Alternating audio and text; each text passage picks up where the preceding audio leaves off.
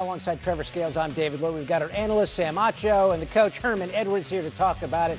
Seattle wins its first Super Bowl title in 12 years and gets a little revenge for that Super Bowl 11 years ago as well, Trevor. Super Bowl 49, same participants, different result. And again, got the analyst here. So, Coach, let's begin with you. Your main takeaway from a game like this one, when it felt like Sam Darnold just under duress the entire night. Yeah, and I thought when you watch this game, going into the game, I felt Seattle was a better team. New England gave them a heck of a fight. They have a good defense as well. It was a defensive game. It was not pretty to watch at all for a while. But I think after a while, the Seattle front took over the game, the defensive front.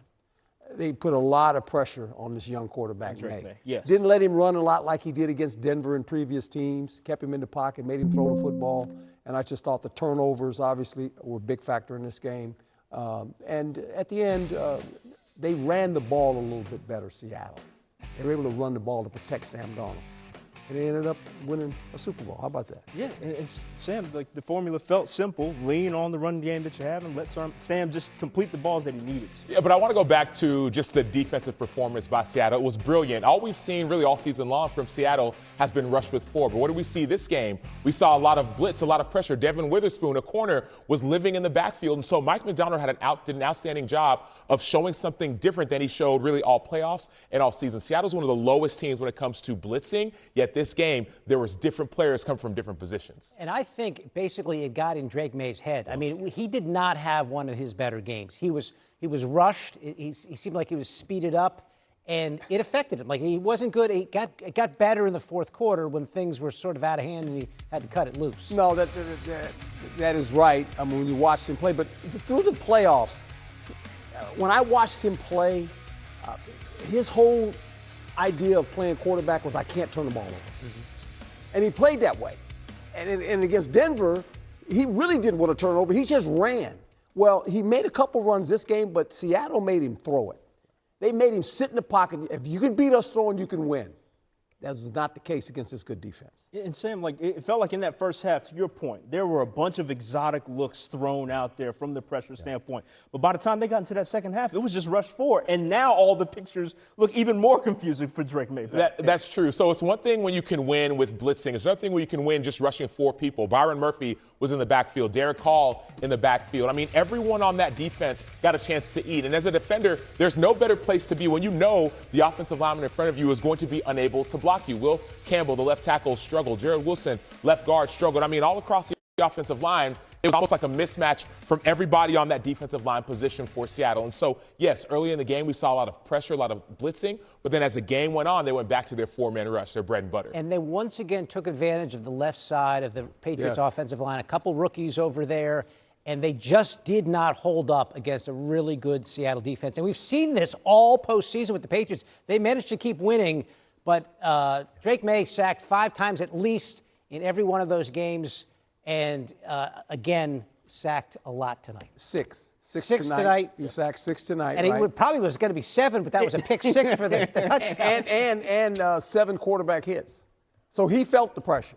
I mean, he felt it coming. There's no doubt about that. And it's interesting, too. It seemed as if that Seattle took a little bit of New England's game plan. New England loves to run the ball, right? They have going into this game over 150 more rushing yards than any other playoff team. Going into this game, they led all teams when it came to time of possession. But this game, it wasn't New England and Ramondre Stevenson.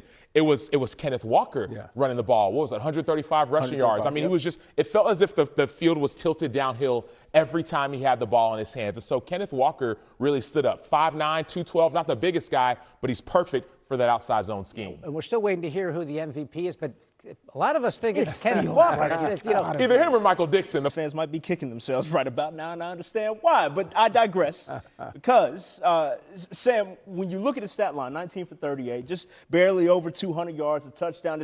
It's a ho-hum day at the office from a statistical standpoint, but it felt like exactly what Seattle needed. It's the resilience from Sam Darnold. I think that's what his team resonated with the most. Think about it. These players come from different backgrounds, go through different struggles, and you get a quarterback like Sam Darnold who went through the ups and the downs of a career, not just the season, but a career and his ability to bounce back. I got a chance about 2.5 years ago to run into Sam Darnold at the airport. This is when he was a backup for San Francisco. After a couple years in Carolina, things didn't go so well, and there was the conversation about, man, is he a bust? Is he not? This dude was calm, cool, collected, confident, right? And now all of a sudden, he goes to Minnesota, does what he does last year, and now he's a Super Bowl champion. And so that steadiness, that confidence, that resilience, it resonated with me as a guy who played the game and now who watches the game from this seat. Man, I've been impressed. Yeah, and when you think about Sam Darnold, there was a couple times during the season when, he turned the ball over a bunch now. He had 20 turnovers, none in the playoffs. And I can remember one game when he turned it over, and the question was asked to a couple of the defensive players, and they said, look, we're rolling with Sam Darnold. He's our guy. So he won the team over with his attitude and just who he is as a person. And those guys rallied around the quarterback, and he went through the playoffs clean, did not turn the ball over one time. Defense played good.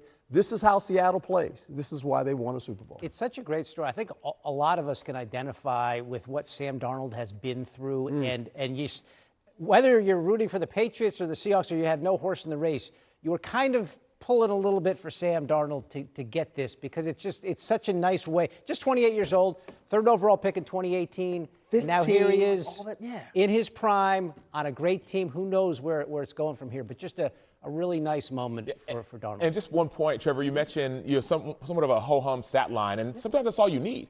Right, look at Drake May. There was multiple interceptions, a pick six, fumbles, right, sacked multiple times. Where Sam Darnold, he played clean. But when you have a defense that's the number one defense in the entire NFL, a running game that's one of the better running games, all of a sudden you don't need to do too much. Don't play out of character, and that's probably what was not necessarily most impressive, but most needed for Sam Darnold. And that's a great point because when you have an outstanding defense, we always say defense travels, and it does. You can play anywhere.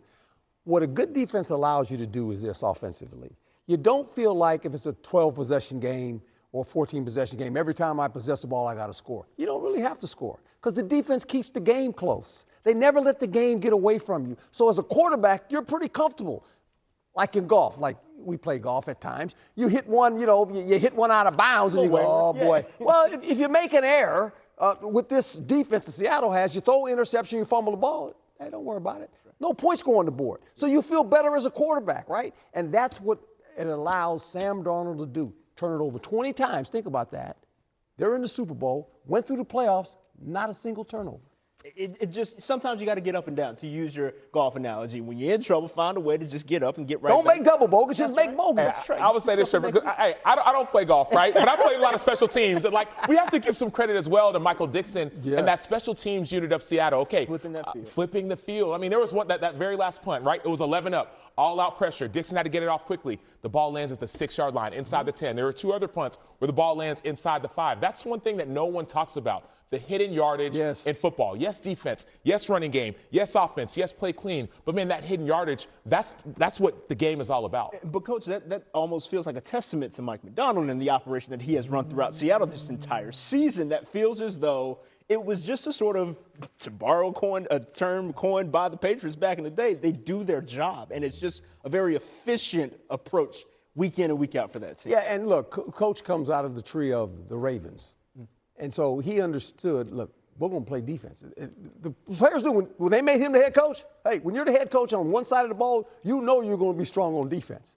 And don't worry about what the offense does. Our job is to stop them. That's what defensive coaches tell them. I don't care what happens over there on offense. You just stop. Don't let them score. And obviously, they took it to heed, and that's how they played all season, this defense. And he's the defensive signal caller. And that doesn't, I'm not sure that's ever happened where the head coach has won a Super Bowl as the defensive signal caller. A very young coach. Yes. And here he is very early in his career, and he has that team to the promised land. Yeah, 38 years old. Wow. 38 years old, second year as a head coach. I mean, and think about it, the player, people talk about college football and the way that football is changing. Even the NFL, they're young players. These are impressionable players. He was a high school coach, right? A teacher. So you have to understand how to relate with players. That's one thing that stood out to me the most. You start listening to players talk about Mike Macdonald. He's relatable. He understands them. He's not this guy who doesn't get it. He gets it. And I think that connection, not just with Sam Darnold, right, his resilience, but with Mike Macdonald and the relatability, I think that plays to it too. When you become a coach or anyone that is in a leadership role, people respect your title. We're taught to respect people's title, but you got to earn their trust. And with a football team, you got to earn those players' trust. It's every day. It's not during the game. It's during the course of the week. It's how you handle practice, how you handle the loss. Players want to know how you feel as a coach. Once they know they can trust you,